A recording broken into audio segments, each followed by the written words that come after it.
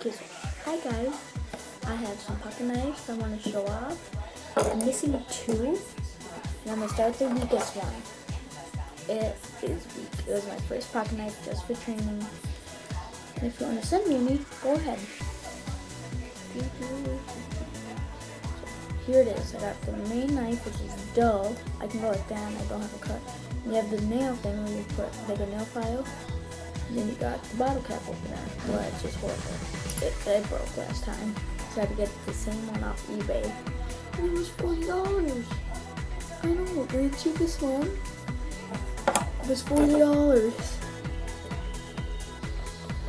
Guys, this one is very bad. It's rusted. You can barely take it out. As you see, it's all rusted right there.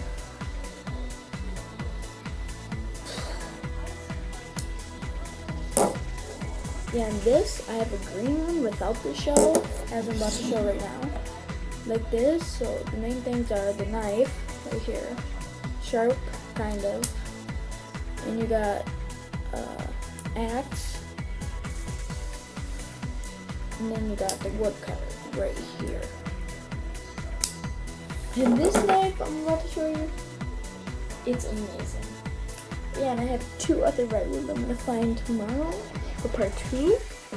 And then if you want to send me, I already said, tell me. I'll put the address in the description. See you guys later. But first, the challenging knife. Look at this. I just got today. It's a rainbow switchblade pocket knife. It's a Sherfield, which is the company it's made by. It's pretty nice. Pretty hard to shut. Remember, part 2's coming out. See you guys later. Bye. Don't forget to like, comment, and subscribe.